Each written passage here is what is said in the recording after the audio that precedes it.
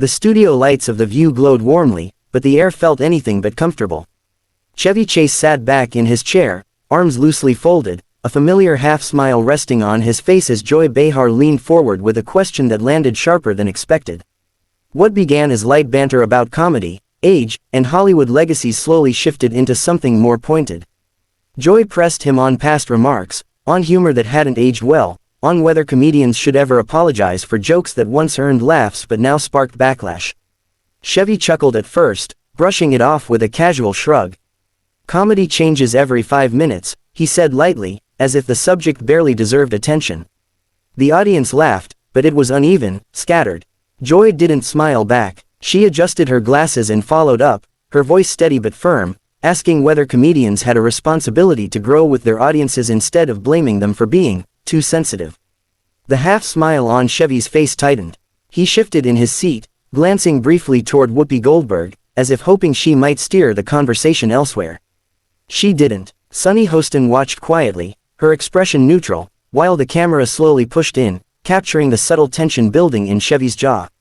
I've been doing this longer than most people in this room have been alive, Chevy replied, his tone still joking, but edged with something sharper. If we start rewriting comedy history, we'll have nothing left to laugh about. Joy raised an eyebrow. No one's talking about erasing history, she said. We're talking about accountability. That word landed hard. The audience murmured again, louder this time. Chevy leaned forward now, elbows resting on his knees. Accountability for jokes, he said. That's a dangerous road. Comedy isn't a courtroom. Joy didn't flinch. Neither is television, but we still talk about impact. For a moment, Chevy laughed, a short, incredulous sound. Impact, he repeated. You know what the impact was. People laughing. That was the job. The laughter from the audience faded quickly. The warmth in the studio seemed to dim, replaced by an uncomfortable stillness. Chevy's eyes flicked toward the cameras, then back to Joy. His voice lowered, losing its playful edge. Look, Joy, comedy isn't supposed to be safe. If it is, it's not comedy. Joy crossed her arms. So there's no line for you. None at all. Chevy exhaled sharply through his nose. The line keeps moving. And funny enough, it always seems to move right past people who actually know how to make others laugh. A few gasps rippled through the crowd. Whoopi shifted in her seat, finally stepping in. All right, let's take a breath. But Joy raised a hand slightly, not cutting Whoopi off, but signaling she wasn't done. Chevy, people admire your work. That's why this matters. When you dismiss concerns, it sounds like you're dismissing people. Chevy sat back again, shaking his head. No, I'm dismissing the idea that comedy needs permission. His voice was louder now, filling the studio. The director cut to a wide shot, capturing the panel, the audience, the tension hanging thick between them.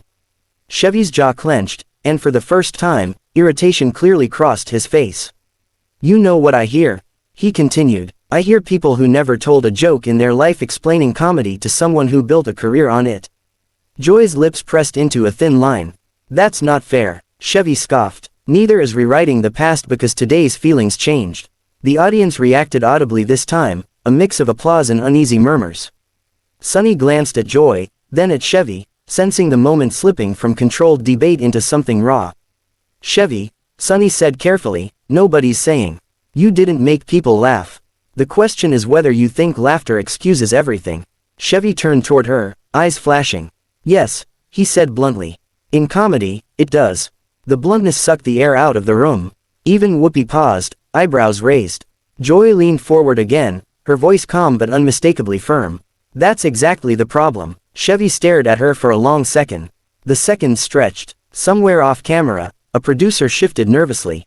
Chevy let out a breathless laugh, stood up slightly as if to adjust his jacket, then sat back down.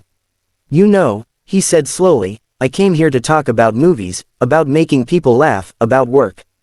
Not to be lectured like a kid who needs to be told how to behave. Joy met his gaze without blinking. Conversations aren't lectures just because you don't like them. That did it. Chevy pushed his chair back a few inches, the legs scraping softly against the studio floor. The sound echoed louder than it should have. He straightened his jacket, the casualness gone completely now. I don't need this, he muttered, not quite under his breath. Whoopi leaned in again. Chevy, hold on. But Chevy was already shaking his head. No, I've done enough of these. He looked around the table, then back at Joy. Enjoy your outrage. A stunned silence followed. Cameras kept rolling. The audience froze, unsure whether to react. Chevy stood up fully this time, towering slightly over the seated panel. For a brief second, it seemed like he might sit back down, like this was all part of the show. Instead, he picked up his cue cards, glanced once more at Joy, and turned toward the exit. Joy watched him go, her expression a mix of frustration and disbelief. That wasn't the goal, she said softly, more to the room than to him.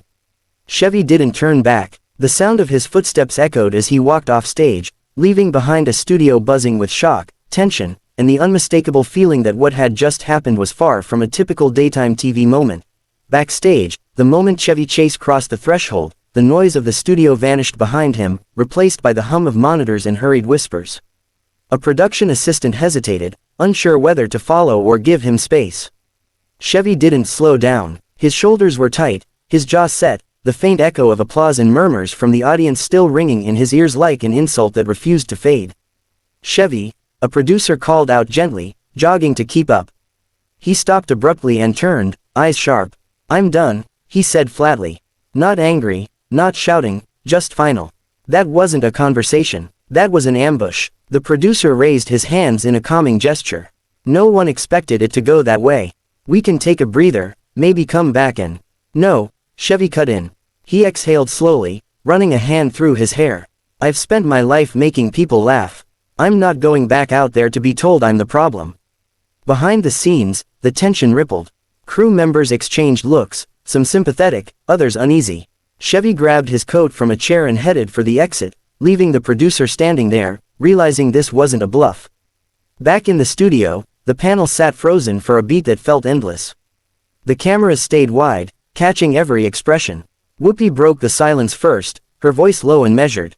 "Well," she said, "that wasn't how any of us expected this to go." The audience laughed nervously, unsure whether it was appropriate. Joy Behar stared at the empty chair where Chevy had been sitting. Her arms were still crossed, but her face softened slightly. "That wasn't my intention," she said. "I wasn't trying to chase him off." Sunny nodded. "I don't think anyone was," she added. But clearly, he felt cornered. Whoopi turned toward Joy. "These conversations are hard," she said. "Especially when they touch something personal." Joy sighed, leaning back in her chair. "I respect his career, truly. But if we can't talk about impact, then what are we doing here?" The director's voice crackled faintly through the studio speakers, signaling a transition. Whoopi glanced at the camera and addressed the audience directly. "We're going to take a quick break," she said smoothly, years of live television experience kicking in. "When we come back, we'll talk this through." As the lights dimmed slightly and music played, the audience buzzed. Some shook their heads, others whispered animatedly. Phones were already coming out, fingers flying across screens, clips spreading faster than anyone backstage could control. In the greenroom hallway, Chevy paused near a monitor that showed the studio feed. He watched Joy speaking, watched Whoopi trying to hold the moment together. For just a second, something flickered across his face, regret, maybe, or exhaustion. Then it hardened again. "Same old story," he muttered to no one in particular. "Say what you think, get told you're wrong." Outside the building, reporters had already begun gathering, alerted by producers and social media alerts. By the time Chevy stepped into the crisp air, cameras swung toward him like magnets. Flashbulbs popped. "Chevy, any comment?" someone shouted. He stopped, turned, and for a brief moment looked every bit the seasoned performer. "I love comedy," he said evenly. "I don't love being lectured about it." Then he turned and got into his car, the door closing with a soft but decisive thud. Back inside, the show returned from break. Whoopi addressed the situation head-on. "We don't always agree," she said. "And sometimes guests walk away when things get uncomfortable. That doesn't mean the conversation isn't worth having." Joy nodded slowly. "I didn't want him to leave," she admitted. "But I won't apologize for asking questions." Sunny added, "This is bigger than one interview. It's about how we talk to each other." The audience applauded, more confidently now, as if relieved the show had regained its footing.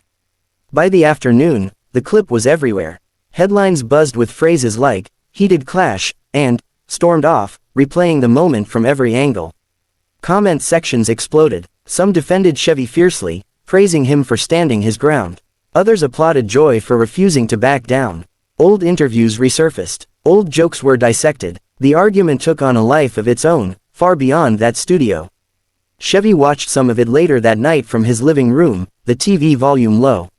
He shook his head, half smiling despite himself. They always loved a fight, he said softly. Across town, Joyce sat with a cup of tea, scrolling through reactions. She paused on one comment that read, "Hard conversations matter." She put the phone down and stared out the window, thoughtful, not triumphant. The next morning, The View opened with a measured discussion about comedy, change, and disagreement. Chevy Chase's name came up, but without drama. Just context. Just reflection. And somewhere between outrage and applause, the moment settled into what it really was, not a victory, not a defeat, but a raw, uncomfortable collision of perspectives, played out live, where millions could see.